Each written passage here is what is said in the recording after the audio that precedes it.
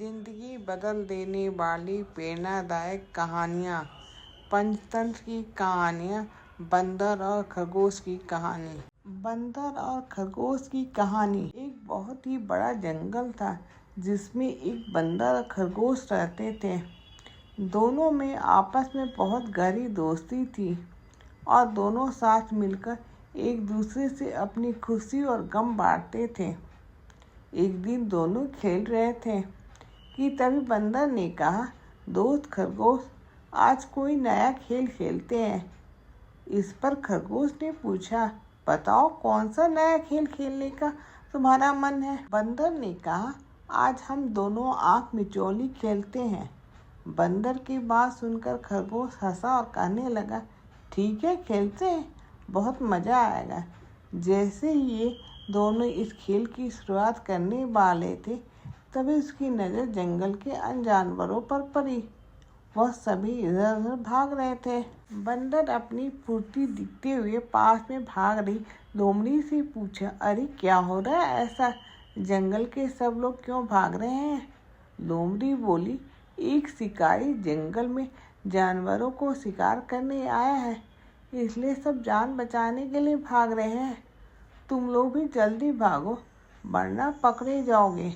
यह बोलकर लोमड़ी वहां से जल्दी से भाग गई। लोमड़ी की बात सुनकर खरगोश और बंदर भी घबरा गए और तेजी से भागने लगे। दोनों भागते भागते उस जंगल से दूर आ गए। खरगोश और बंदर दोनों ही बहुत थक गए और बंदर ने कहा, दोस्त खरगोश, हम दोनों सुबह से भाग रहे हैं, शाम हो चुके हैं, चलो थोड़ा आराम कर ले, मैं बहुत थक गया हूँ। खरगोश ने कहा, हाँ थकान के साथ प्यास भी बहुत लगी है, थोड़ा पानी पीते हैं और फिर आराम करेंगे। बंदर ने कहा, प्यास तो मुझे भी बहुत लगी है, चलो साथ में पानी ढूंढते हैं। दोनों ने पानी ढूंढना शुरू कर दिया और थोड़ी दूर चलने पर उन्हें पानी का एक घड़ा मिला। उस मटके में पानी बहुत कम था। कम पानी देखकर दोनों बंदर और खरगोश के मन में यह विचार आया, यदि मैंने पानी पी लिया तो मेरा मित्र प्यासा रह जाएगा। खरगोश ने कहा, मित्र यह पानी तुम पी लो, मुझे बहुत प्यास नहीं लगी है, तुमने उछल कूद की है इसलिए तुम्हें अधिक प्यास लग रही होगी। यह सुनकर बंदर बोला, दोस्त मुझे प्यास नहीं लगी है, ये पानी तुम पी लो, मैं जानता हूँ तुम्हें ज़्यादा प्यास लगी है। ऐसे ही दोनों लोग एक दूसरे से बार बार पानी पीने के लिए बोल रहे थे। तभी वहाँ पास से गुजर रही हाथी रुककर इन दोनों की बात सुनने लगा। इनकी बात सुनकर हाथी हंसने लगा और पूछा, तुम दोनों पानी क्यों नहीं पी रहे हो। तभी खरगोश हाथी से कहता, हाथी भाई देखिए ना, मेरे दोस्त बंदर को प्यास लगी है लेकिन वो तो पानी पीने से मना कर रहा। तभी बंदर ने खरगोश की बात काटते हुए कहा, नहीं नहीं, खरगोश सच नहीं बोल रहा है, मुझे प्यास नहीं लगी है, खरगोश को ज़्यादा प्यास लगी है, लेकिन ये मुझे ज़बरदस्ती पानी पीने के लिए कह रहा है। यह सब देखकर हाथी दोनों से बोले, तुम दोनों की मित्रता बहुत गहरी है, ये दोस्ती सभी के लिए एक मिसाल की तरह है, तुम दोनों क्यों न इस पानी को आधा आधा बांट लो। यह बात सुनकर खरगोश और बंदर को हाथी का सुझाव पसंद आया और दोनों ने आधा आधा पानी पीकर अपनी प्यास बुझाई और फिर आराम करने लगे। बंदर और खरगोश की इस कहानी से हमें यह सीख मिलती है कि सच्ची दोस्ती हर समय आपको साथ देती है। यदि आपकी दोस्ती में स्वार्थ की भावना नहीं हो, वह जिंदगी भर आपके साथ निभाती है। लोमड़ी और सारस की कहानी। एक बार की बात है, एक जंगल में एक लोमड़ी और एक सारस रहते थे। दोनों जानवर पड़ोसी थे। लोमड़ी धूर्त और चालाक स्वभाव की थी, जबकि सारस सरल स्वभाव का था। एक दिन लोमड़ी ने अपने मनोरंजन के लिए सारस के साथ चालाकी करने की एक कुटिल योजना सोची। मैं तुम्हें अपने घर की दावत के लिए आमंत्रित कर रही हूँ, शाम को हम दोनों साथ में खाना खाएंगे। लोमड़ी की किसी भी चाल से अनजान सारस ने खुशी खुशी उसका यह निमंत्रण स्वीकार कर लिया। शाम को तय समय पर सारस खाना खाने के लिए लोमड़ी के घर पहुंचा। लोमड़ी ने खाने में सूप बनाया था। उसने बड़ी चालाकी से दोनों के लिए वह सूप उथले बर्तन में परोसा और सारस के सामने रखा। यह देखकर सारस को बहुत अजीब लगा। यह कहकर लोमड़ी सारस को परोसा हुआ सूप भी चट कर गई। सारस समझ गया कि लोमड़ी ने जानबूझकर इस तरह का बर्तन का इस्तेमाल किया जिससे वह तो आसानी से सूप पी सकती थी, लेकिन सारस की चोंच सिर्फ गीली होती। सारस लोमड़ी के इस व्यवहार से ठगा सा महसूस करने लगा। उसे यह सोचकर बहुत बुरा लगा कि अपने घर पर दावत के लिए बुलाकर भी लोमड़ी ने उसे भूखा रखा। पड़ोसी होते हुए भी लोमड़ी द्वारा इस तरह अपमानित होने पर वह बहुत नाराज था, लेकिन उसने लोमड़ी से कुछ नहीं कहा। सारस ने मन ही मन ठान लिया कि वह लोमड़ी से अपने इस अपमान का बदला जरूर लेगा और उसे सबक सिखाएगा। कुछ दिनों बाद सारस ने लोमड़ी को अपने घर पर साथ में भोजन करने के लिए आमंत्रित किया। लोमड़ी बहुत खुश हुई और सोचने लगी, सारस कितना मूर्ख है जिसे खुद का अपमान भी समझ नहीं आया।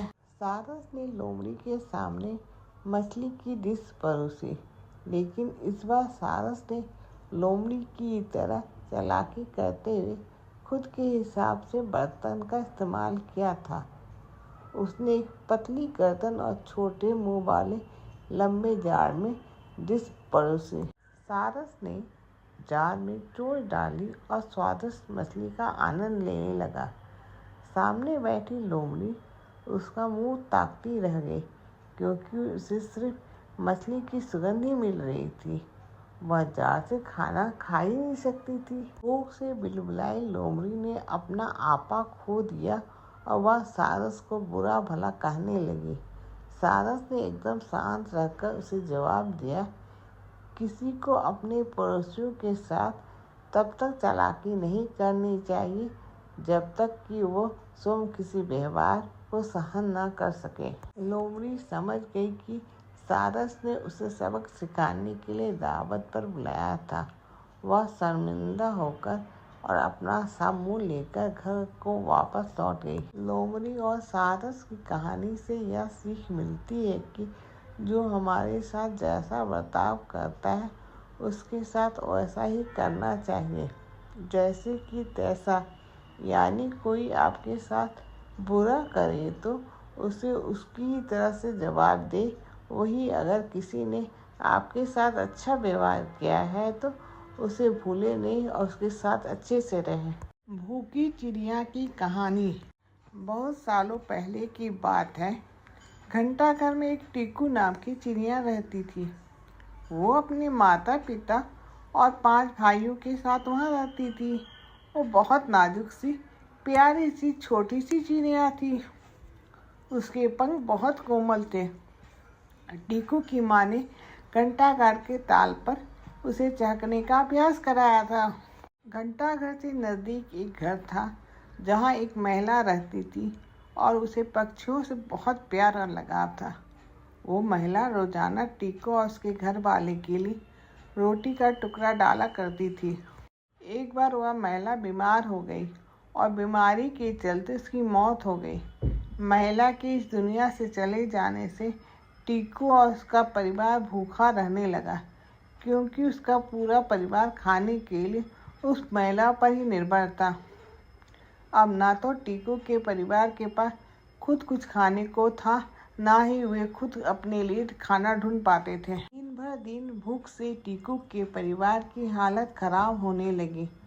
टीकू के पिता ने कीड़ों का शिकार करने का फैसला किया और बहुत मुश्किलों से उन्हें 3 कीड़े मिले, लेकिन इतनी बड़ी परिवार के लिए खाना बहुत कम था। खाने की तलाश में टीकू, उसके भाई और माँ भी जगह जगह खाने की खोज में निकल पड़े।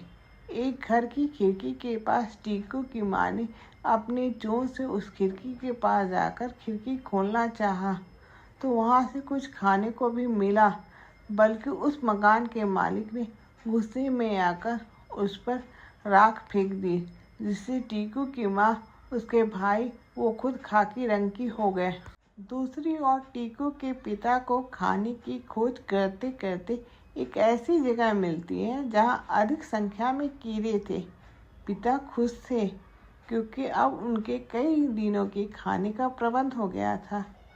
वो खाना खाकर बहुत उत्साह के साथ घर पहुँचे तो देखता है उसके घर में कोई भी मौजूद नहीं है।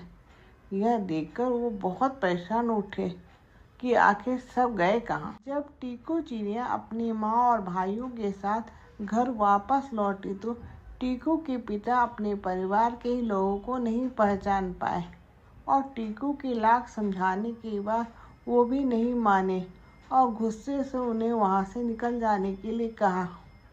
टीकू चिड़िया कहती रह गई कि हमारे ऊपर किसी ने राख फेंक दी, इसलिए आप हमें नहीं पहचान पा रहे हैं।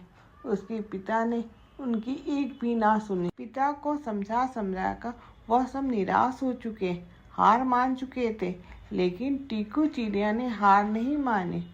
वो अपनी माँ और भाइयों को तालाब लेकर गई और सबसे पानी में जाकर नहाने को कहा, जिससे उसके शरीर पर लगी राख साफ हो गई और सब अपने पहले रूप में वापस आ गए। टीकू के पिता को अपने किए पर पछतावा हुआ और उसने टीकू समेत उसकी माँ अन्य बच्चों से माफ़ी मांगी। टीकू चिड़िया की इस कहानी से हमें यह सीख मिलती है कि हमें पूरी तरह दूसरे पर निर्भर नहीं रहना चाहिए और हमेशा खुद पर भरोसा करना चाहिए।